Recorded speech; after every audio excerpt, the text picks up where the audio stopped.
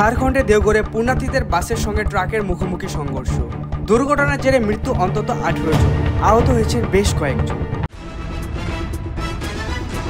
পেহেলগাঁওয়ে সন্ত্রাসের শিকার হয়ে পরিবার হারানো 22 শিশুর দায়িত্ব নিলেন দেশের বিরোধী দলনেতা রাহুল গান্ধী।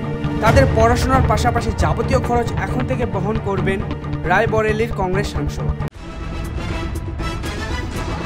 সোমবার শ্রীনগরে অপারেশন মহাদেবে পেহেলগাঁও হামলার 3 জঙ্গিকে খতম করেছে ভারতীয় সেনা। মঙ্গলবার লোকসভায় এই বিষয়ে বিবৃতি দিলেন কেন্দ্রীয় স্বরাষ্ট্রমন্ত্রী অমিত শাহ।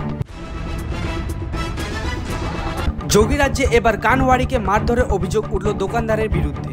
এই ঘটনাকে কেন্দ্র করে চাঞ্চল্য ছড়ালো গোটা এলাকা। ইতিমধ্যে গোটা ঘটনার তদন্ত শুরু করেছে পুলিশ।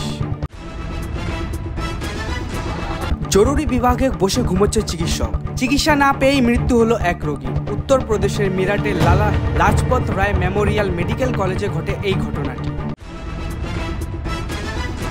ফের অফিসে ঢুকে এলোপাথারি গুলি চালানোর ঘটনা ঘটল আমেরিকায়। আততায়ীর গুলিতে নিউ ইয়র্ক পুলিশ বিভাগের এক কর্তা সহ অন্তত 4 জনের মৃত্যু হয়েছে বলে জানা গিয়েছে। কয়েকদিনের ভারী বৃষ্টিতে বিপর্যস্ত চীনের রাজধানী বেজিং। এখন পর্যন্ত সেখানে অন্তত 30 জনের মৃত্যু হয়েছে বলে সূত্রের খবর। ইতিমধ্যে বেজিংয়ের নিচু এলাকা থেকে প্রায় 80,000 মানুষকে নিরাপদ জায়গায় সরিয়ে নিয়ে যাওয়া হয়েছে। মার্কিন ধনকুবের এলন মাস্কের ইন্টারনেট পরিষেবা প্রদানকারী সংস্থা স্টারলিংককে ছাড়পত্র দিয়েছে ভারত সরকার। দীর্ঘ অপেক্ষার পর ভারতে বাণিজ্য করার লাইসেন্স পেয়েছে এই সংস্থা।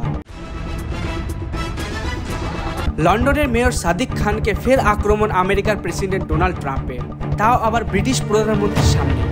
সাদিককে অভদ্র লোক বলে কটাক্ষ করেন ট্রাম্প। ওয়াংখেড়ের বিসিসিআই স্টোর থেকে গায়েব 6.52 লক্ষ মূল্যের IPL জার্সি। চুরির অভিযোগে এক নিরাপত্তা রক্ষীর বিরুদ্ধে মামলা দায়ের করেছে মুম্বাই পুলিশ।